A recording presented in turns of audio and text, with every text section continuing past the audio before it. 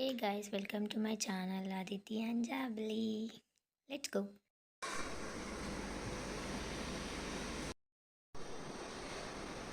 Hello guys, ఇవాళ మనం Nellore style చేపల పులుసు తయారు చేసుకుందాం.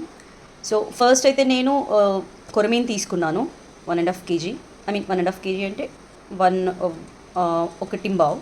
సో ముందుగా నేను కూరకి కావాల్సిన కారం సగమే తీసుకున్నాను, ఇక్కడ మొత్తం వేయలేదు. కొద్దిగా ఒక 1 స్పూన్ ఆఫ్ కారం, పసుపు, ఉప్పు, ఒక 1 స్పూన్ ఆఫ్ అల్లం వెల్లుల్లి పేస్ట్ వేసుకొని మ్యారినేట్ చేసి పక్కన పెట్టుకున్నాను. మ్యారినేట్ ఇన్ ద సెన్స్ ఒక 5 మినిట్స్ అయినా పర్వాలేదు. ఇప్పుడు ఇవేమో ఉల్లిపాయలు తరిగి పెట్టుకుంది, ఇదేమో మనము వేయించుకోవడానికి కూరలో కాకుండా సపరేట్గా ఉల్లిపాయలు టమాటో వేయించుకొని పెట్టుకుంటాము. And main ingredient of the Nellore చేపల పులుసు ఈజ్ మామిడికాయ. సో మామిడికాయ, 4-5 పచ్చిమిర్చి చీలికలు, ఒక టమాటో, కరివేపాకు, అండ్ ఇవి కూరలోకి మామూలుగా వేయించుకోవడానికి. చింతపండు కూరకి నేను 1/4 తీసుకున్నాను కాబట్టి ఇంత చింతపండు సరిపోతుంది. సో చింతపండు ఎప్పుడైనా నల్ల చింతపండు తీసుకుంటే కూర చాలా టేస్ట్గా ఉంటుంది. మేబీ కలర్ కాస్త డార్క్గా అవుతుంది, కానీ చాలా టేస్ట్ మాత్రం చాలా బాగుంటుంది. అండ్ కొత్తిమీర. ఇప్పుడు మనం మసాలా కోసం కూరకి ఒక 1 టేబుల్ స్పూన్ జీలకర్ర తీసుకున్నాము. మెంతులు ఎక్కువగా తీసుకోవట్లేదు నేను, ఒక స్పూన్లో కొద్దిగా తక్కువ తీసుకుంటున్నాను. సో నెల్లూరు స్టైల్ చేపల పులుసుకి మామూలుగా మనం తెలంగాణ స్టైల్లో అయితే ఆవాలు వేయము, ఇక్కడ ఆవాలు వేయాలి. సో ఆవాలు అండ్ కొద్దిగా కొబ్బరిని వేయించి పీసెస్ చేయించుకోవాలి, అంటే పొయ్యి మీద కాల్చి చిన్న పీసెస్ లాగా చేసుకోవాలి. అండ్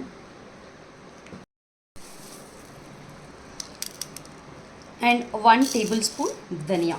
సో ధనియా మనకి పౌడర్ ఉన్నా పర్వాలేదండి, పౌడర్ కూడా వేసేసుకోవచ్చు. సో ఇదేంటి మసాలాకి మనకు.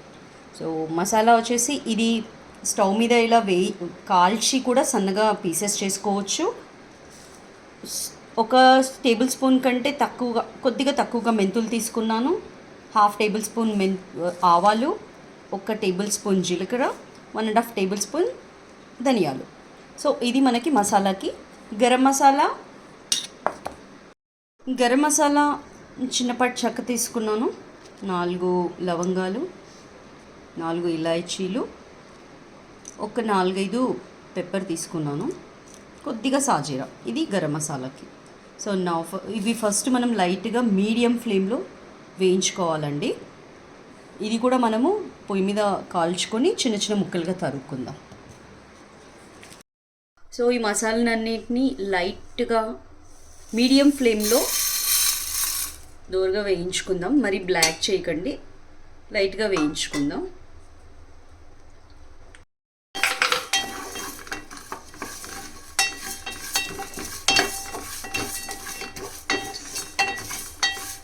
ఇది కూడా లైట్గా వేయించుకుందాం.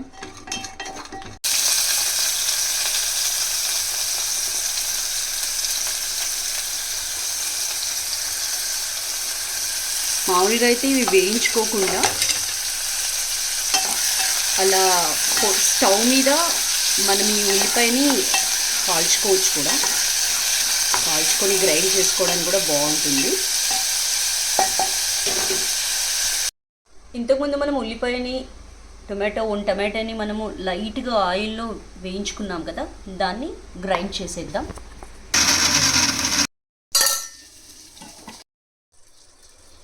ఇప్పుడు చేపల పులుసు తయారు చేసుకోవడానికి ఒక గిన్నె పెట్టుకున్నాము. మట్టి పాత్ర అయితే ఇంకా బాగుంటుంది.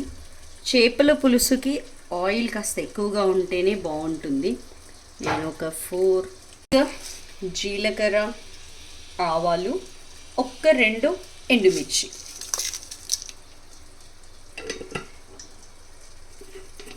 కొన్ని కరివేపాకు చూడండి, కాస్త ఉల్లిగడ్డలు ఇవి వేగిపోయాయి. ఇప్పుడు మనం ఇంతకుముందు తయారు చేసుకున్నటువంటి ఉల్లిగడ్డ, టమాటో 1 టమాటో వేసి పేస్ట్ చేసుకున్నాం కదా, ఆ పేస్ట్ని నేను యాడ్ చేస్తున్నాను.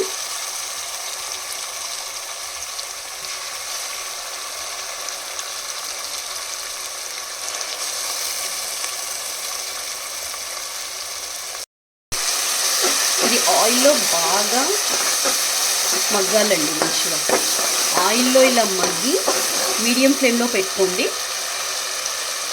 ఆయిల్లో మగ్గి మనకి ఇది బాగా పర్ఫెక్ట్గా కుక్ అయిందని ఎప్పుడు తెలుస్తుందంటే ఆయిల్ అంతా ఇలా పైకి వచ్చేస్తుంది.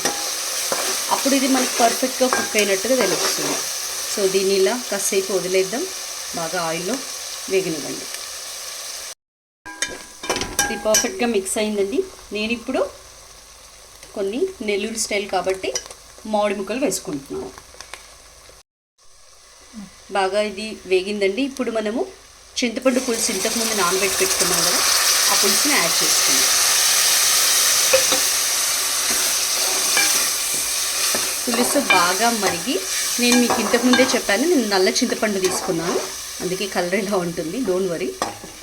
పులుసు బాగా మరిగి కొన్ని వాటర్ యాడ్ చేసుకుందాం. ఇంకొక స్పూన్ కారం వేసేస్తున్నాను. నేను ఎప్పుడైనా రాళ్ళుప్పు ప్రిఫర్ చేస్తాను, స్టోన్ సాల్ట్. ఇదొక హాఫ్ స్పూన్ వేసుకుంటున్నాను. అంత పర్ఫెక్ట్గా మిక్స్ చేసుకుందాం. మనకు పులుసు ఇక్కడే బాగా మంచిగా మరగాలండి, మంచి కుక్ అవ్వాలి. ఎలా కుక్ అయిందని తెలుస్తుందంటే సేమ్ మనకు ఆయిల్ అనేది ఇలా సపరేట్ అయిపోయి పైకి రావాలి. కొన్ని వాటర్ యాడ్ చేసుకుందాం.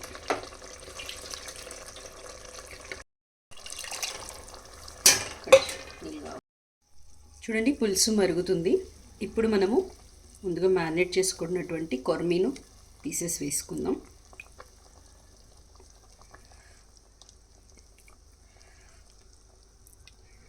పీసెస్ వేసుకున్నాక గరిట పెట్టి కలపొద్దండి.